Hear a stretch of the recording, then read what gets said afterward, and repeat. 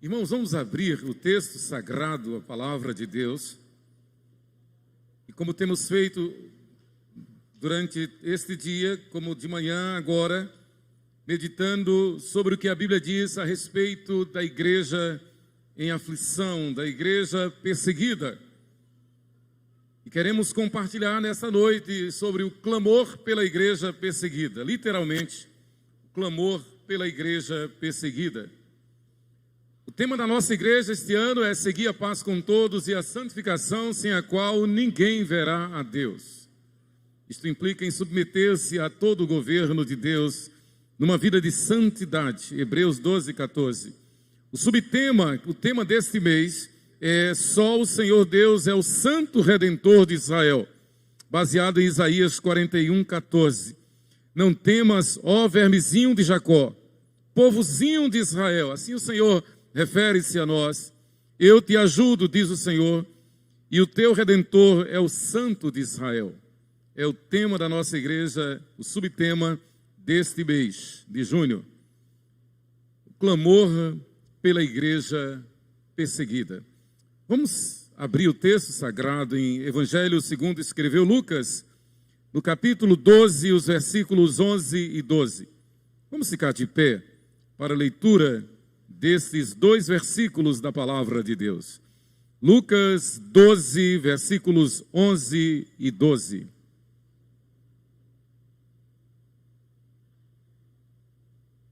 Após a mensagem, nós vamos fazer um clamor pela igreja perseguida, pela Nigéria, o oeste africano. Nós vamos também orar pelos irmãos que estão enfermos e agradecer ao Senhor pelo trabalho da igreja, especialmente o trabalho realizado ontem, o jantar do Dia dos Namorados. Desde já eu parabenizo o Ministério de Casais e de novos casais da nossa igreja pela brilhante organização do jantar de namorados. Depois de 2 anos sem podermos realizamos ontem, graças e glória a Deus. Após a mensagem, nós oraremos nesse sentido também. Vamos ler, irmãos, Lucas 12, versículos 11 e 12. Vamos juntos? Quando vos levarem às sinagogas e perante os governadores e as autoridades, não vos preocupeis quanto ao modo por que haveis de responder, nem quanto às coisas que tiverdes de falar, porque o Espírito Santo vos ensinará, naquela mesma hora, as coisas que deveis dizer. Amém. Vamos orar? Senhor Deus e Pai, adorando-te na beleza da tua santidade, louvando-te pelos teus feitos, dando-te graças pela tua graça, que é melhor do que a vida, pelo teu chamado, o chamado que um dia tu fizeste a nós, e ao qual, sem hesitar, dissemos sim, ecoou em nossos ouvidos, como a primeira vez, Pai, fazendo-nos colocar-nos ao teu dispor e dizer, eis-nos aqui. Graças te damos porque o Senhor chamou nossos antepassados também. Graças te damos pelo privilégio de poder conhecer a Ti. Graças te damos pela Tua palavra e pedimos que Tu apliques esta palavra ao nosso coração, em nome de Jesus. Amém. Podeis sentar, irmãos. Clamor pela igreja perseguida. Perseguição contra a igreja é uma realidade. Já no século XVI, mais ou menos 1550, Brasil invadido pela França, e o governador da França no Brasil, Nicolau Durand de Villegagnon, pensando numa estratégia de ocupar e de impor uma boa cultura, escreveu para o rei Francisco I de França, pedindo que ele mandasse formadores de opinião, educadores. O rei Francisco I de França, que mantinha contato com João Calvino, que estava em Genebra, mantinha o contato com o rei de França, mandando-lhe cartas e endereçando-lhe a sua grande obra às instituições da religião cristã, ou às institutas de Calvino. Havia uma amizade estreita entre o rei e o reformador, o pastor presbiteriano João Calvino.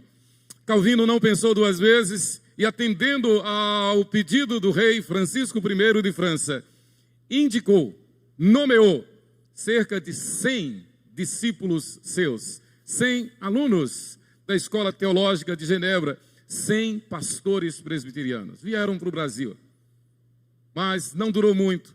E o governador, certamente para fazer média politiqueira, entendeu que esses homens não deviam permanecer aqui. E para resumir uma longa história, ele decretou a morte, jogando-os de uma embarcação na Baía de Guanabara.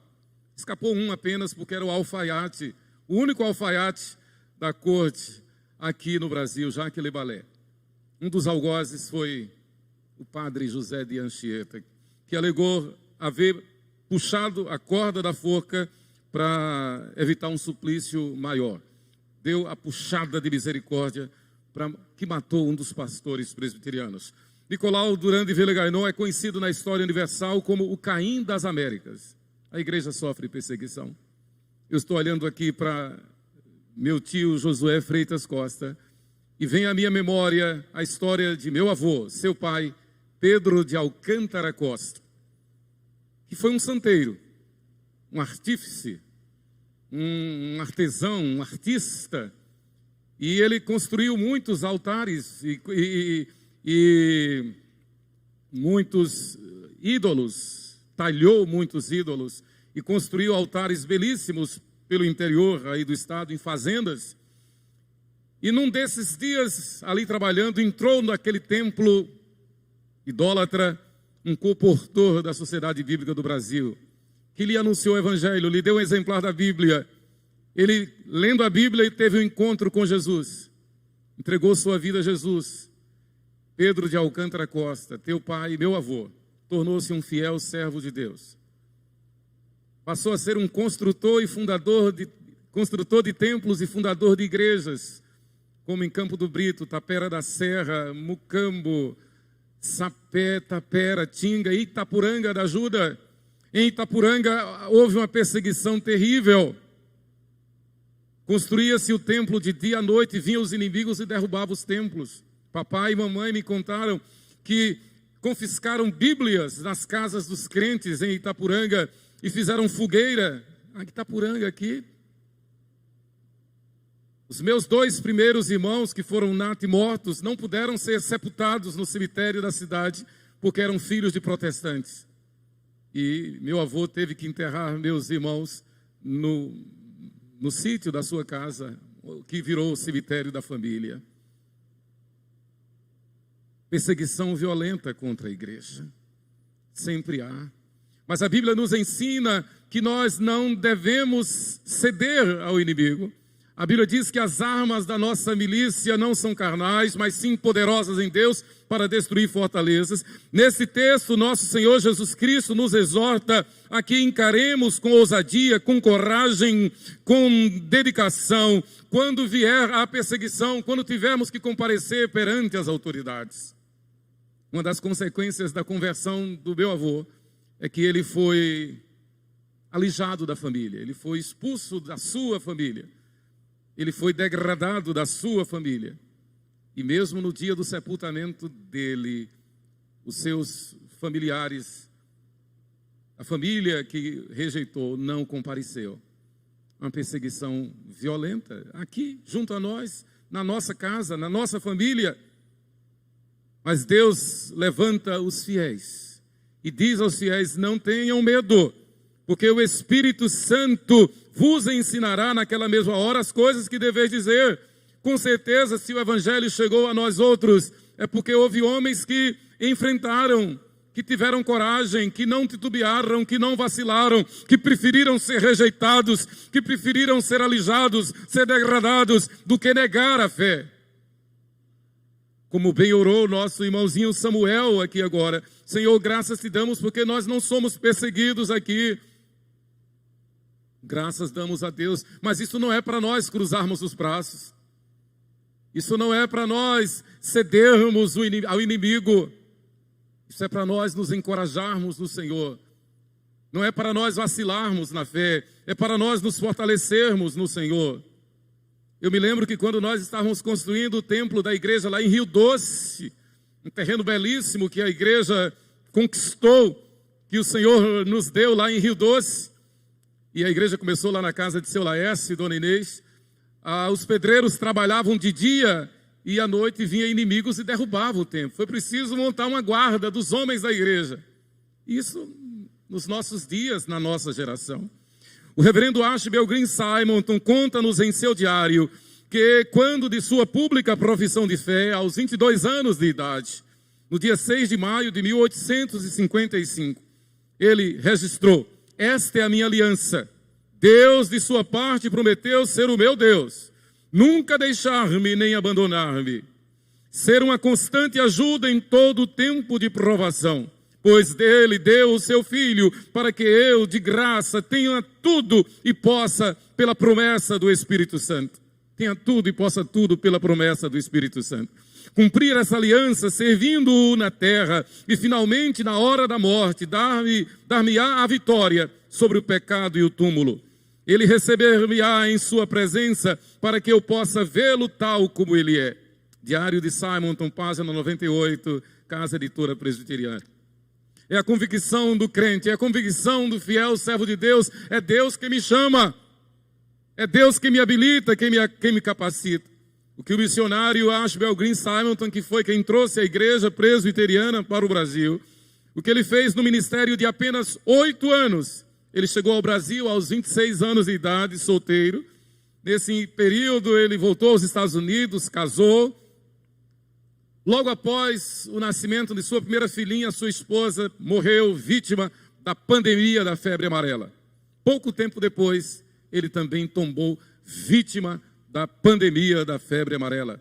Sua filhinha ficou órfã de pai e mãe, foi criada pela sua irmã e cunhado, o reverendo Blackford, um dos fundadores da igreja presbiteriana de Aracaju.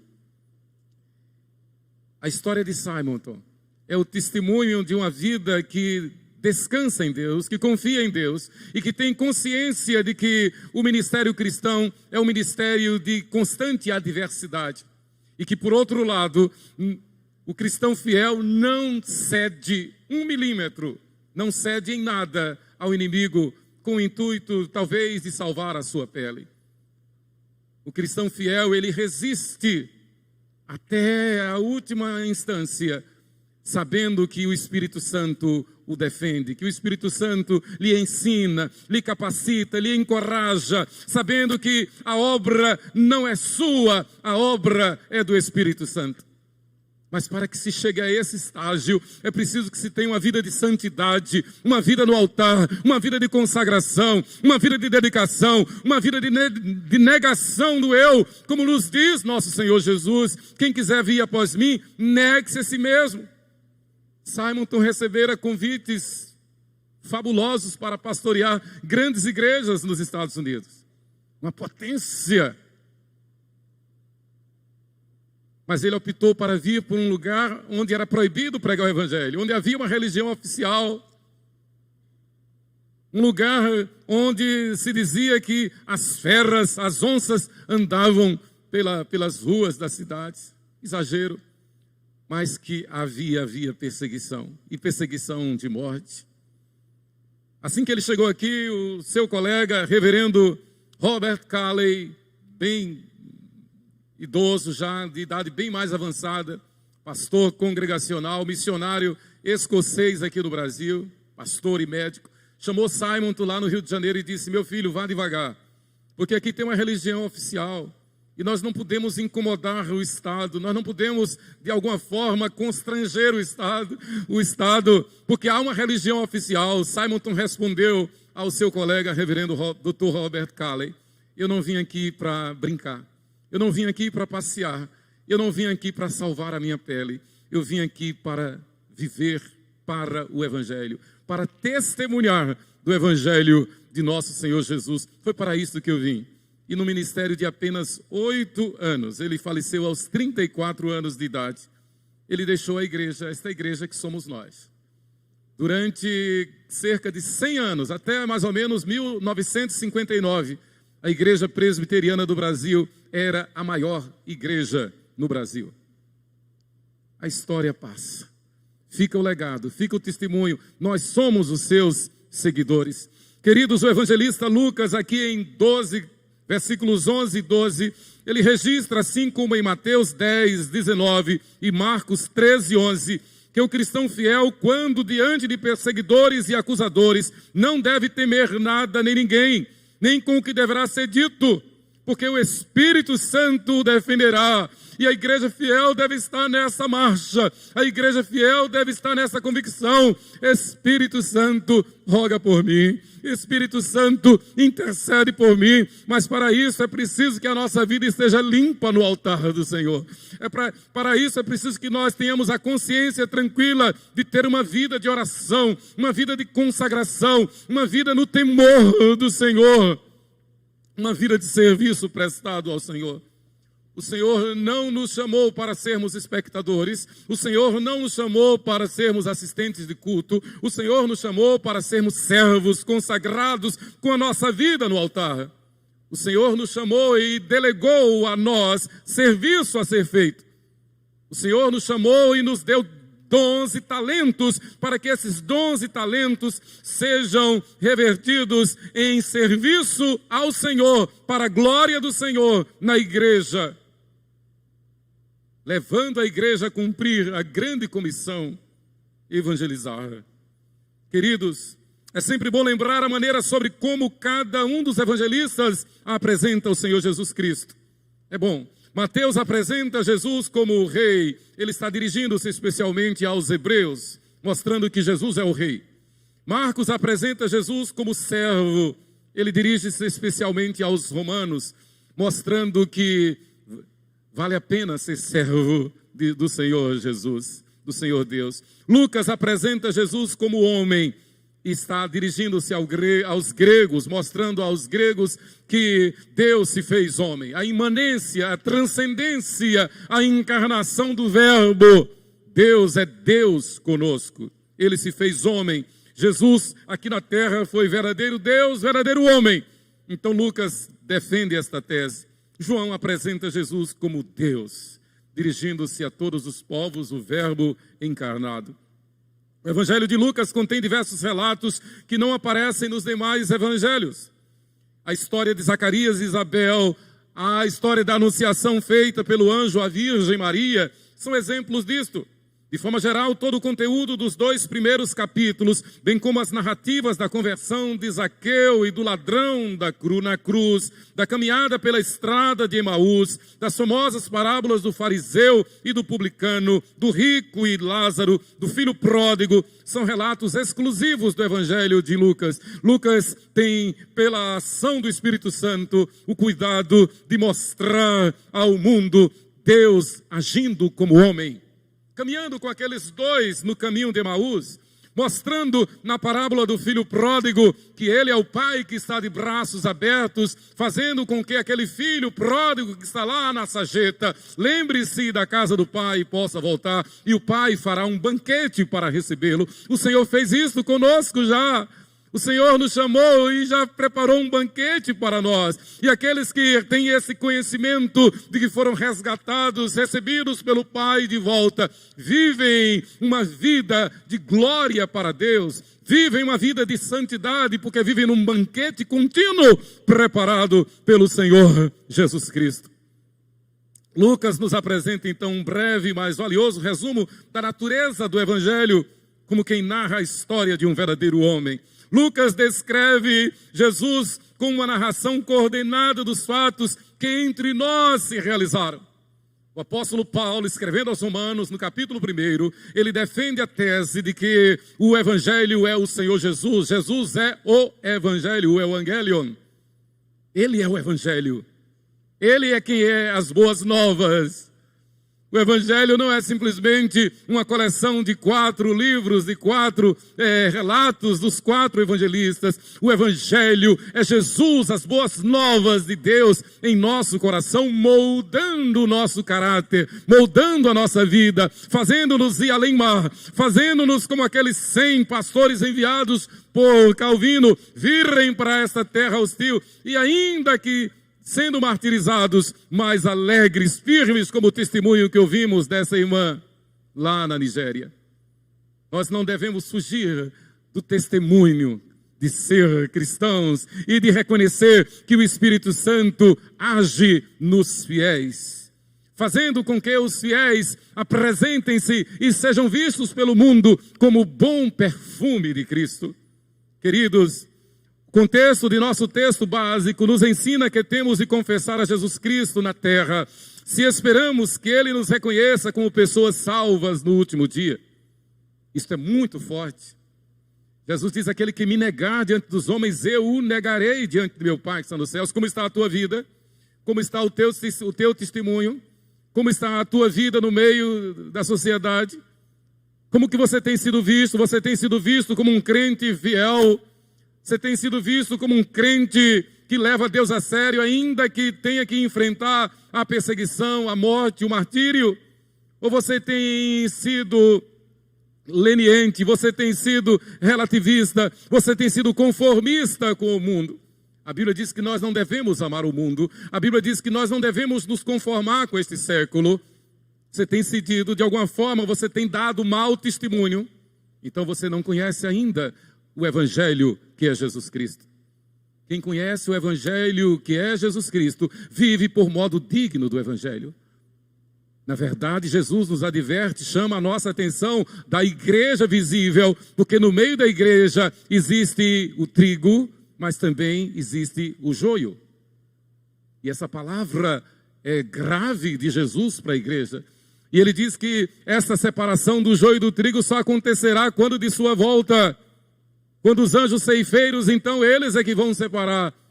Mas a palavra de Jesus é de advertência, é grave, para que nós cuidemos de sermos sempre trigo, de sermos frutíferos, de usarmos os talentos que Ele nos dá, multiplicar os talentos que Ele nos dá. Isso significa servir ao Senhor com denodo, servir ao Senhor com dedicação, servir ao Senhor com toda a sua força, com toda a sua alma, com todo o seu ser, com toda a dedicação, com todo o seu tempo, com todos os seus talentos, colocando-se nas mãos do Senhor, no altar do Senhor. É como o lema da nossa igreja: uma chama viva no altar de Deus. O reverendo J.C. Ryle, comentando essa passagem, ele diz: não devemos nos enganar de permitir que todos os homens vejam que cremos em Cristo, que servimos a Cristo, que o amamos e nos interessamos mais pelo louvor da parte de Cristo do que pelo louvor da parte dos homens. Nós não devemos nos enganar. Nós devemos viver para a glória do Senhor somente, não buscar favores para nós, não buscar nossos interesses, mas viver somente para a glória do Senhor somente. Como disse Calvino: o meu coração oferto a Ti, Senhor, o meu coração entrego a Ti. Este é o lema dele. O dever de confessar a Cristo é uma incumbência de todos os crentes em todas as épocas da história da igreja. Queridos, a grande tentação é nós nos conformarmos com o século e sermos crentes nominais. Às vezes acontece casos de pessoas que convivem numa mesma repartição, no mesmo trabalho, e depois de muito tempo descobrem que são crentes. Isto é inadmissível. O crente, o cristão fiel, onde chega, ele tem que ser sal da terra e luz do mundo, ele tem que fazer diferença, ele tem que exalar o bom perfume de Cristo, ele tem que viver de tal forma, que chegar de tal forma, que as pessoas queiram saber a razão da sua alegria, a razão da sua esperança, a razão da sua fé. Por que que você é diferente? Por que que você não se mistura? Por que que você não cede? Por que que você não se deixa levar pela onda? Todo ano, nessa época das festas juninas, eu lembro especialmente de papai. Ainda ontem, Sheila, depois que chegou da confraternização lá na escola onde ela ensina, uma das escolas, ela falando dos meninos brincando quadrilha, ela disse: Emanuel, você não brincou quadrilha, foi seu pai que não deixou. Eu disse: foi mesmo, e graças a Deus que ele não deixou. Isso era uma lei séria. Papai dizia: vocês são cristãos.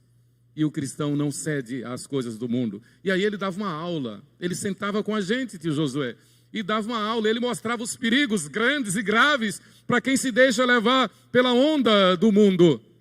Ele dizia: nós somos separados do mundo. Nós somos salvos pela graça, pelo Evangelho. Nós somos a igreja, e a igreja não se mistura com o mundo. Alguém chama isso de loucura, alguém pode nos chamar de chatos, alguém pode nos chamar de metidos. A Bíblia já adverte que nós vamos ser acusados dessas coisas, mas nós descansamos em Deus, porque é melhor agradar a Deus do que agradar aos homens. Pelo fato de buscar a santidade, nós afrontamos o mundo, e o mundo se levanta contra nós. O mundo quer que a gente ceda. Não ceda. Faça à vontade. Beba um pouquinho. Beba só um pouquinho. Agrade os amigos. Agrade a sociedade. Entre no jogo deles.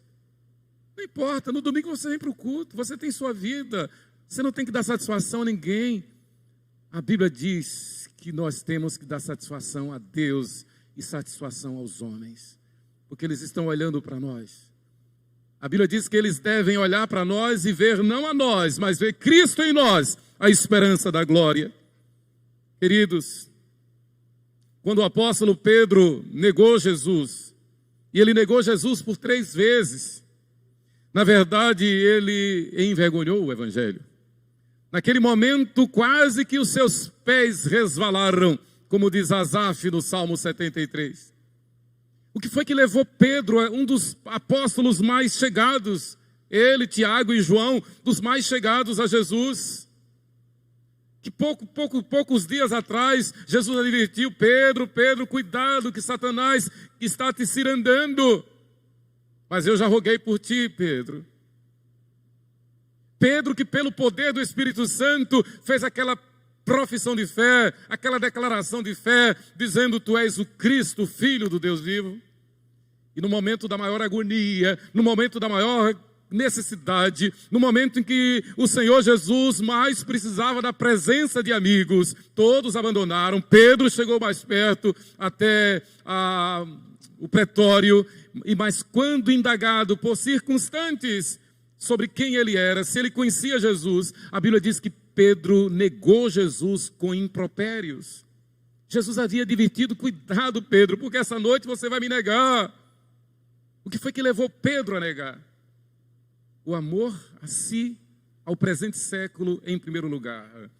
É verdade que o Senhor Jesus tinha um plano especial para Pedro, e permitiu que quando o galo cantasse, ele olhasse para Jesus, Jesus olhasse nos seus olhos, e Pedro entendeu que havia errado, arrependeu-se, confessou o seu pecado, voltou-se para Jesus. Mas a história de Pedro é uma ilustração muito forte do risco grande e grave que nós enfrentamos. Ora, se Pedro, aquele homem que andou com Deus, chegou ao ponto de negar Jesus 3 vezes e com impropérios, o que será de nós?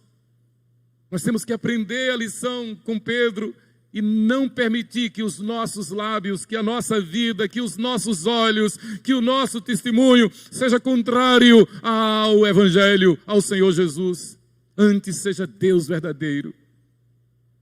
Prevaleça o Senhor na nossa vida. Nós não somos crentes de ocasião, nós não somos crentes de domingo, nós não somos crentes religiosos, nós somos cidadãos dos céus. Nós somos embaixadores de Deus aqui na terra, é assim que a Bíblia diz. Nós somos novas criaturas, nós não vivemos em nós por nós, mas Cristo vive em nós.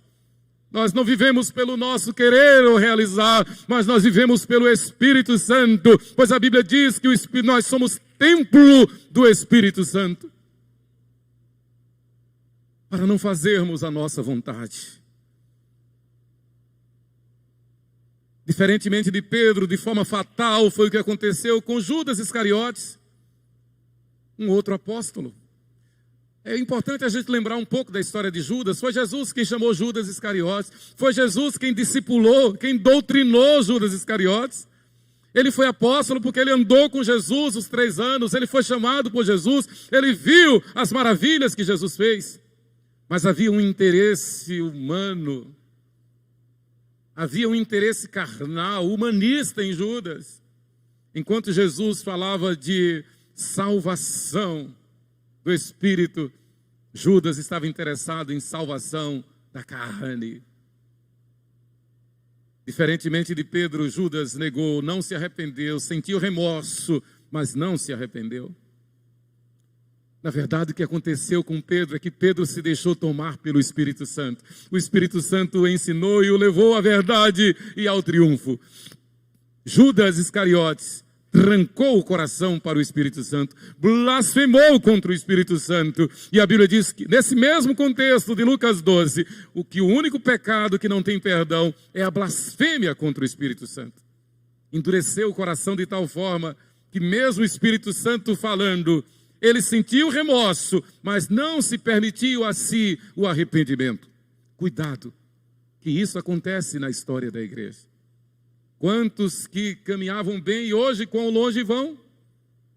Quantos que viviam a fé e hoje negam a fé? Recentemente nós vimos a história de um pastor então famoso, excelente expositor bíblico, doutor em teologia, igreja grande, igreja tradicional, igreja boa, mas que se levantou para dizer e continua dizendo que a Bíblia precisa ser reavaliada, que a Bíblia precisa ser reinterpretada, que a Bíblia precisa ser melhorada. E ele continua dizendo isto. Misericórdia.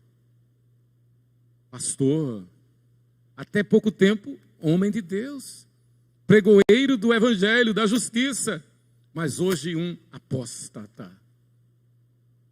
Vivemos esses dias, queridos irmãos, e a igreja brasileira, então, que graças a Deus, como orou o pequeno Samuel, vive essa liberdade, tem essa segurança, essa garantia ainda de pregar o Evangelho. Ela deve interceder não apenas pela igreja lá na Nigéria, pela igreja no oeste africano, mas nós devemos interceder por nós, para que os nossos pés não resvalem. Devemos interceder por nós, para que sejamos o celeiro para a evangelização do mundo. Devemos interceder por nós, para que todos nós estejamos engajados, envolvidos, irmanados, servindo ao Senhor com alegria, multiplicando os talentos e dons que o Senhor tem nos dado.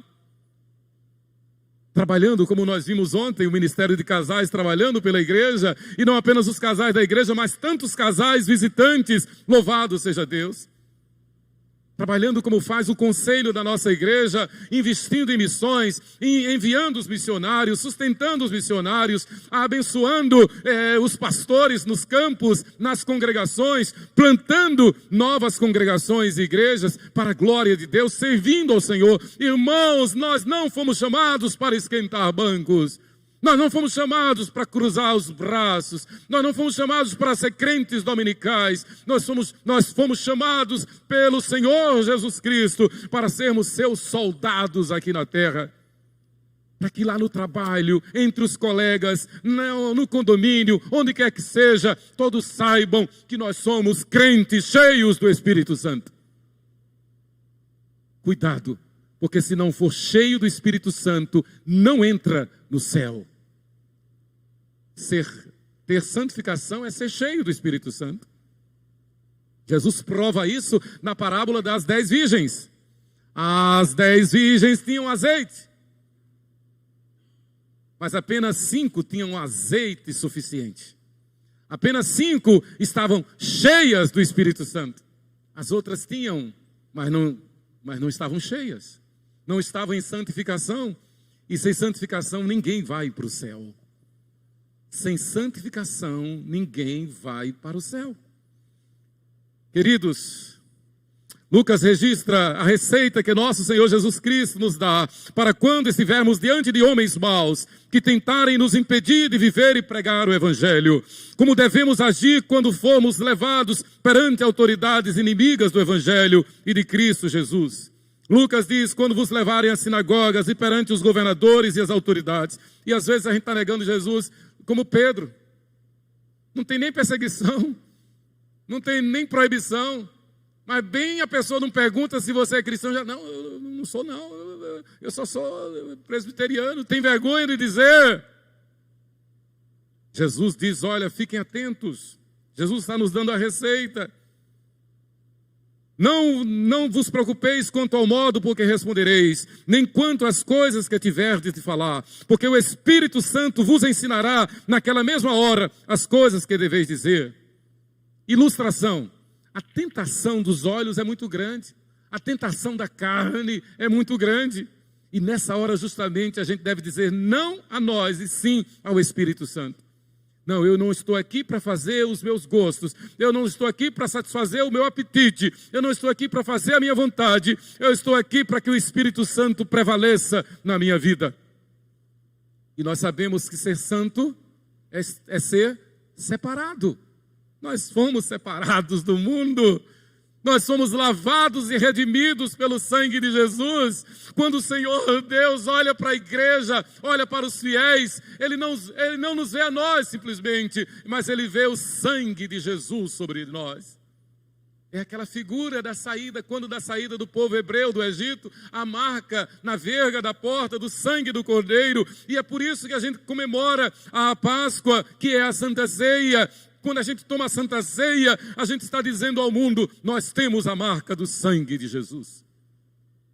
Nós somos lavados e redimidos pelo sangue de Jesus. Jesus Cristo está então se referindo à igreja que sofre perseguição e a postura que devem ter os seus membros. Jesus nos dá a receita. O clamor pela igreja perseguida. Em primeiro lugar, diante da perseguição, não vos preocupeis. Jesus diz: quando vos levarem às sinagogas e perante os governadores e as autoridades, não vos preocupeis quanto ao modo por que respondereis, nem quanto às coisas que tiveres de falar. Como nós temos reagido diante de colegas, diante de amigos, diante da sociedade, diante de propostas, diante de ofertas, diante de festas, como nós temos reagido? Somente o cristão fiel tem em si essa prerrogativa de não se preocupar com nada. Jesus disse: não se preocupem com nada. Não vos preocupeis. Desde o Gênesis capítulo 3, desde a queda do homem, que a vida humana tornou-se canseira e enfado. Literalmente, por causa do pecado, nós vivemos num vale de sombra da morte. É sofrimento, é aflição, é dor, é tristeza. É literalmente, como disse Davi no Salmo 23, nós vivemos o vale da sombra da morte. Mas Davi completa o raciocínio: mas a vara e o cajado do Senhor me consolam. O pastoreio e a disciplina. Vara significa disciplina. O cajado significa ordem, direção. Ele nos disciplina com a vara, Ele nos conduz com o seu cajado. Graças a Deus, porque Ele nos disciplina no caminho onde devemos andar. O texto diz, nos advertindo, Jesus no Sermão do Monte, Ele diz, provando que nós vivemos em aflições, Ele diz: por isso vos digo, não andeis ansiosos pela vossa vida, quanto ao que haveis de comer ou beber, nem pelo vosso corpo, quanto ao que haveis de vestir. Não é a vida mais do que o alimento, não é o corpo mais do que as vestes.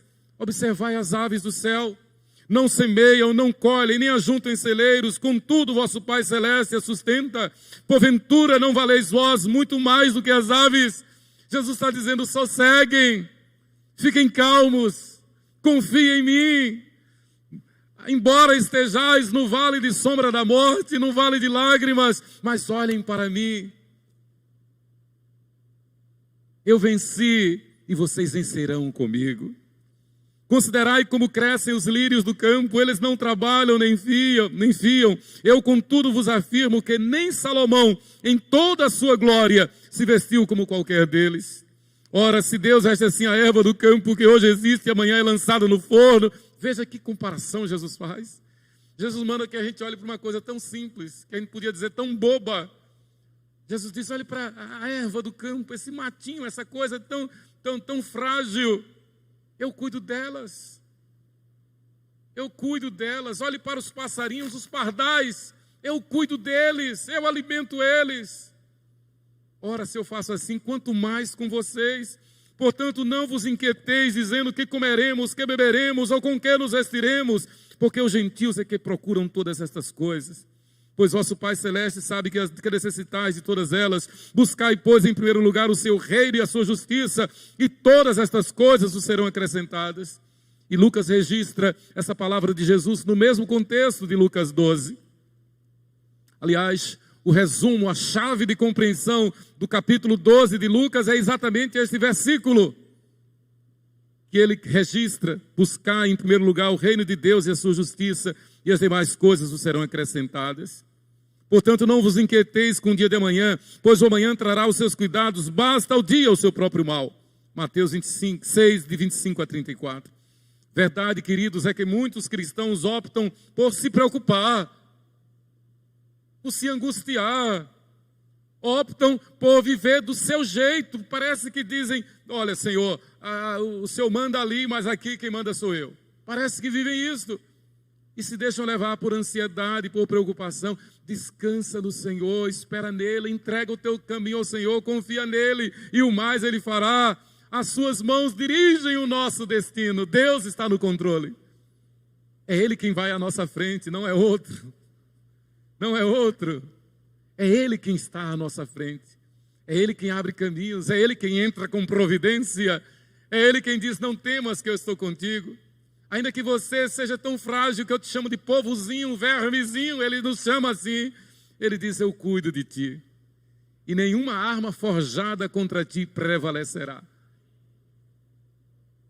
Mas em segundo lugar, diante da perseguição, não vos preocupeis com o que deveis falar. Primeiro Jesus diz: não vos preocupeis. Depois ele diz: não vos preocupeis com o que tiverdes de falar, com o que tiverdes de falar. Jesus disse que não devemos nos preocupar com o que devemos falar. E aí a gente deve lembrar do nosso testemunho lá no trabalho, do nosso testemunho lá na escola, do nosso testemunho lá na faculdade, do nosso testemunho na vizinhança. Nós não devemos nos preocupar com o que devemos falar, mas sabemos que devemos falar. E sabemos que o Espírito Santo quer falar por nosso intermédio. Portanto, tenhamos a nossa vida pautada na palavra de Deus. Porque Deus quer que a gente fale para os nossos colegas. Deus quer que a gente fale para as pessoas com quem nós convivemos. Deus quer que nós sejamos suas fiéis testemunhas.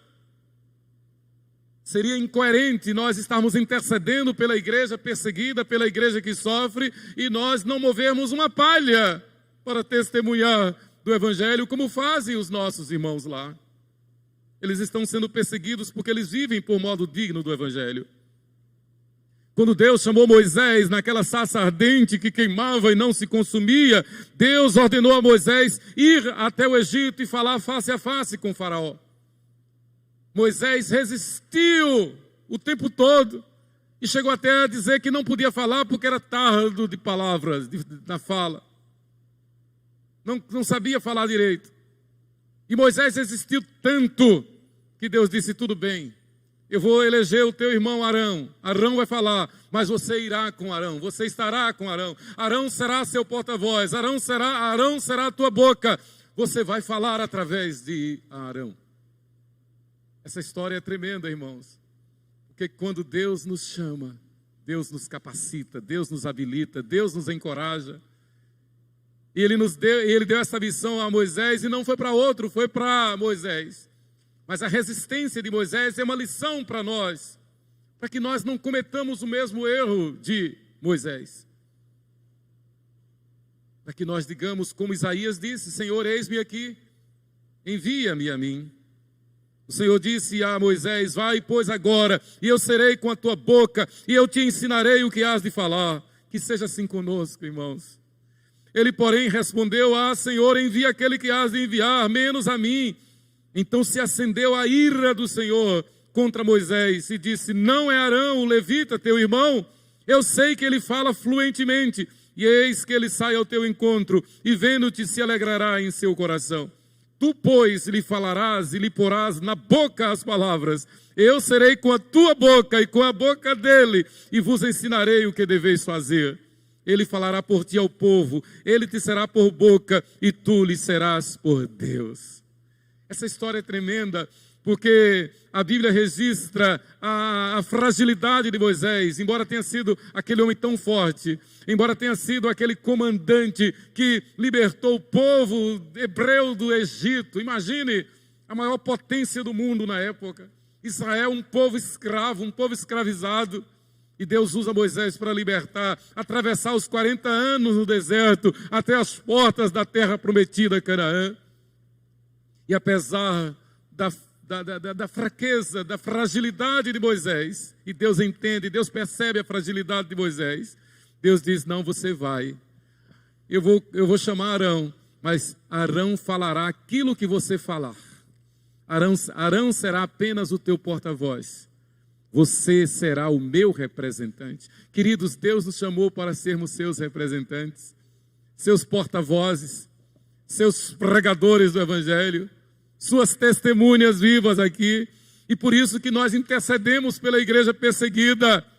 Nós clamamos, e como eu falei de manhã, quando nós clamamos pela igreja perseguida, nós estamos clamando por nós, para que a nossa vida esteja sempre no altar do Senhor, para que nós entendamos que a igreja é prioridade, porque a igreja é o corpo vivo de Cristo, a igreja é o reino de Deus entre nós, a igreja é a noiva de Cristo. O Senhor nos chamou, antes de tudo, para servi-lo no seu reino. Buscai, pois, em primeiro lugar, o reino de Deus e a sua justiça, e as demais coisas nos serão acrescentadas. O que Deus quer é que nós vivamos a igreja de tal forma, que nós sirvamos a igreja de tal forma, que sejamos instrumentos em suas mãos, para que a igreja cresça por nosso intermédio, não usando de estratégias humanas, não usando de políticas humanas, não usando de ecumenismo, não negando a fé, não fazendo a vontade das pessoas, mas agradando a Deus e a Deus somente, fazendo a vontade de Deus somente. Buscai, pois, em primeiro lugar, o reino de Deus e a sua justiça, e as demais coisas os serão acrescentadas. Nós devemos clamar pela igreja perseguida, com a consciência tranquila de que a nossa vida está no altar do Senhor. O apóstolo Pedro especifica a razão pela qual nós devemos viver e testemunhar do Evangelho. Ele diz: antes santificai a Cristo como Senhor em vosso coração, estando sempre preparados para responder a todo aquele que vos pedir a razão da esperança que há em vós. 1 Pedro 3,15.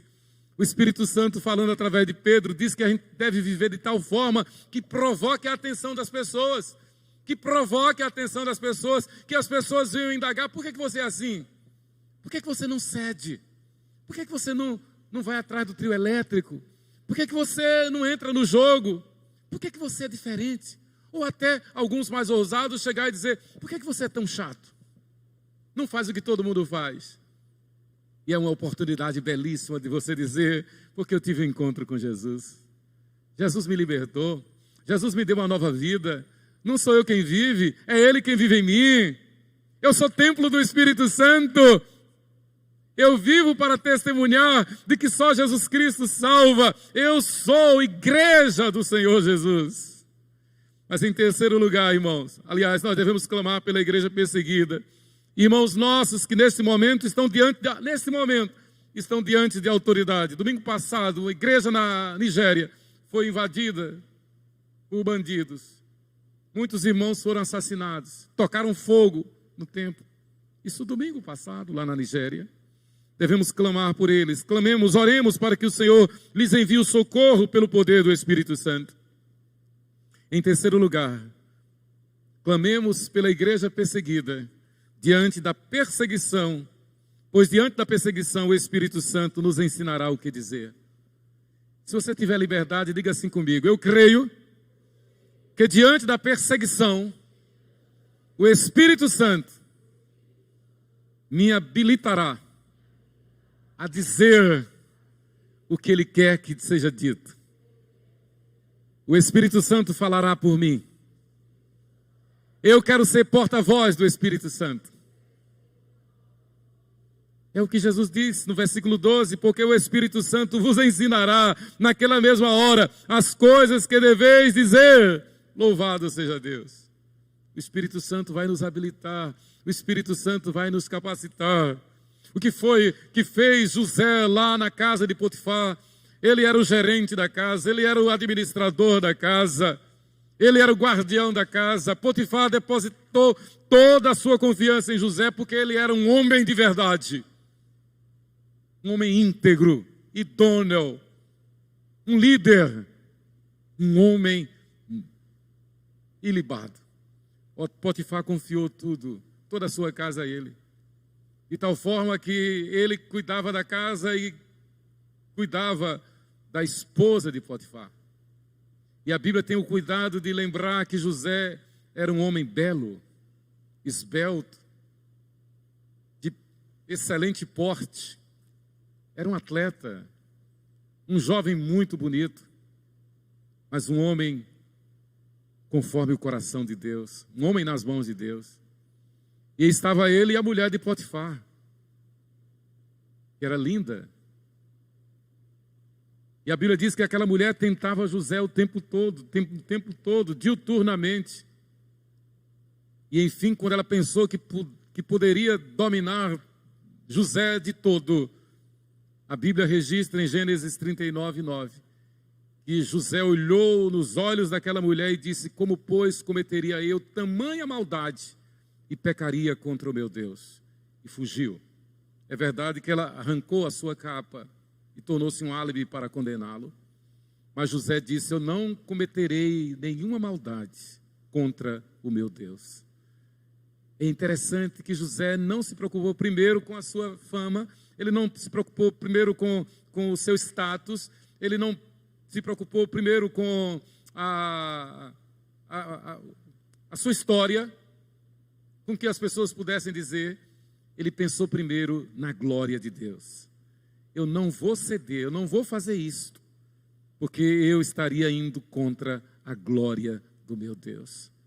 Irmãos, independente de tudo, vivamos para honrar a glória de Deus em nós. O que a história de José ensina é que ele, por ser um homem fiel, ele foi defendido pelo Espírito Santo. E nós conhecemos a história de José, que se tornou governador do Egito, grande libertador do mundo naquela época. Diante da perseguição, o Espírito Santo nos ensinará o que dizer. Tanto o contexto imediatamente anterior, como o contexto imediatamente posterior aos nossos versículos 11 e 12, mostra-nos Jesus advertindo-nos contra as ciladas deste mundo. Em Lucas 12, de 1 a 10, Jesus nos adverte a que cuidemos para que não nos deixemos levar pelas seduções do mundo. Jesus nos adverte, nos versículos 12, de 1 a 10, Jesus nos adverte a que não nos deixemos levar pelas seduções do mundo. O mundo é sedutor, o mundo é violento, o mundo ataca dos principais. O mundo atacou Davi, o homem segundo o coração de Deus, o mavioso poeta de Israel. Deus diz: Davi, você é um homem segundo o meu coração. O mundo atacou e derrubou o filho de Davi, Salomão, que Deus se agradou de Salomão, da oração que Salomão fez, que não pediu riquezas nem poderes, mas pediu apenas que fosse fiel, e Deus então lhe deu sabedoria, como a nenhum outro homem. Salomão vacilou, caiu, e caiu feio. Chegou a sacrificar filhos a Moloque. Tornou-se um idólatra. No final da vida ele se arrepende, ele se converte e percebeu que a vida sem Deus é vaidade de vaidade. Queridos, nós fomos chamados não para fazer a nossa vontade, mas para viver para a glória de Deus. Diferente do vacilo de Daniel, do vacilo de Davi e Salomão, nós temos a fibra, o testemunho de José e de Daniel. Daniel lá na Babilônia, Daniel e os seus amigos, Misael, Ananias, Misael e Azarias. Humanamente eles tinham tudo para ceder, para cair na gandaia, mas eles não se deixaram contaminar pelas finas iguarias deste mundo. Muitas vezes, crentes estão se deixando levar por qualquer canto de sereia, por qualquer assovio, por qualquer sedução. Devemos imitar o exemplo de homens como José no Egito, Daniel, Ananias, Misael e Azarias lá em Babilônia. No contexto, Jesus nos adverte, nesse contexto posterior, Jesus nos adverte contra as seduções do mundo também. Ele diz nos versículos 13 a 34, Jesus reprova a avareza como uma praga que afasta os homens da presença de Deus. No contexto anterior, ele diz, cuidado com as seduções. No contexto posterior ao nosso texto básico, Jesus diz, cuidado com a avareza. E dos versículos 13 a 34, Jesus vai bater nessa tecla, cuidado com a avareza, que é sedução do mundo. Porque onde está o vosso tesouro, aí estará também o vosso coração. Lucas 12, 34. A avareza, o amor às coisas deste mundo, significa ser rejeitado por Deus. Porque o avarento nega ou blasfema contra Deus. E sabia que a Bíblia diz que a avareza é idolatria. E a Bíblia diz que os idólatras não entrarão no reino dos céus.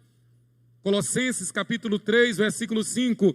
Fazei, pois, morrer a vossa natureza terrena, prostituição, impureza, paixão lasciva, desejo maligno e a avareza, que é idolatria.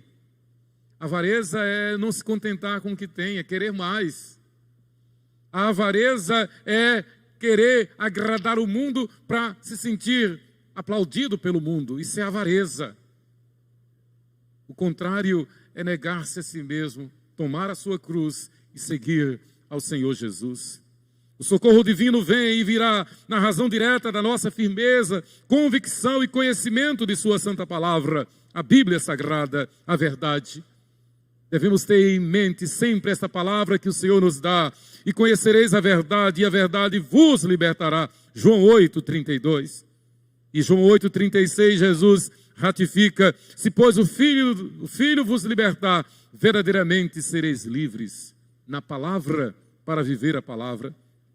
Quem conhece e guarda a palavra de Deus em sua mente e em seu coração, como nós cantamos hoje, já é de antemão um obreiro aprovado por Deus, que não tem de que se envergonhar, porque maneja bem a palavra de Deus. Nós somos chamados, irmãos, para isso. Procura apresentar-te a Deus aprovado, como obreiro que não tem de que se envergonhar, que maneja bem a palavra da verdade. 2 Timóteo 2,15. E eu concluo dizendo que o capítulo 12 de Lucas é uma advertência de nosso Senhor e Salvador Jesus Cristo, especialmente quanto à perseguição do mundo contra a igreja.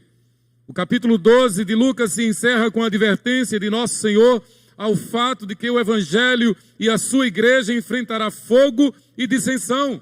Nesse mesmo capítulo, Jesus diz, cuidado, a igreja vai enfrentar fogo e dissensão. Que Ele mesmo, Jesus, permitirá que a igreja passe pelo fogo da provação, que a perseguição virá até mesmo de dentro das nossas casas, ou mesmo de dentro da igreja, na família, e através de falsos mestres. Jesus diz, estarão divididos, pai contra filho, filho contra pai, mãe contra filha, filha contra mãe, sogra contra nora, nora contra sogra. Lucas 12, 53. Clamemos, irmãos, pela igreja perseguida, clamemos por nós. Aqui busquemos em primeiro lugar o reino de Deus e a sua justiça. Clamemos a Deus. Diante da perseguição, não nos preocupemos. Diante da perseguição, não nos preocupemos com o que devemos falar. Diante da perseguição, creiamos que o Espírito Santo nos ensinará o que devemos dizer. Diante da perseguição, confiemos que o Espírito Santo nos defenderá. O reverendo Simonton viveu literalmente esta mensagem bíblica. Ele confiou em Deus, deixou o seu conforto, deixou a sua pátria, deixou tudo e veio para cá. Enfrentou feras, literalmente. Tombou, vítima da pandemia da febre amarela. Já tinha perdido sua esposa. E sabia, então, morreu sabendo que sua filhinha iria ficar órfã de pai e mãe. Mas ele combateu o bom combate. E viveu pelo Espírito Santo. E nós somos as testemunhas. Nós somos, ou melhor, os herdeiros desta obra do reverendo Simonton, a Igreja Presbiteriana do Brasil. Que nós descansemos no Senhor. que nos deixemos ser cheios do Espírito Santo, como a Bíblia manda, e clamemos pela igreja perseguida. Unamos as nossas forças, o nosso coração, intercedendo pela igreja. Nós vamos fazer isso agora. Quem puder, vamos nos ajoelhar e vamos fazer um clamor pela igreja. Eu quero lembrar que ao término do culto, dê uma passada naquele painel, observe aquele painel, se possível faça uma fotografia naquele painel, leve como lembrança, para que esteja intercedendo pela igreja perseguida. Vamos fazer um clamor, irmãos. Quem puder se ajoelhar, ajoelhemos-nos. Senhor Deus e Pai, nós te damos graças, Senhor, pela missão que Tu nos confiaste, de viver por modo digno do Evangelho. Nós te agradecemos pela Tua palavra, que é a nossa única regra de fé e prática. Nós te agradecemos pela grande comissão que Tu nos deste, de ir por todo o mundo, pregando o Evangelho, fazendo discípulos e batizando-os em nome do Pai, do Filho e do Espírito Santo. Reunidos, ó Deus, concordes, unânimes, nós clamamos em favor da igreja na Nigéria e no oeste africano. Ó Deus, dá-lhes do Teu socorro, Pai. Dá-lhes do Teu livramento, Senhor.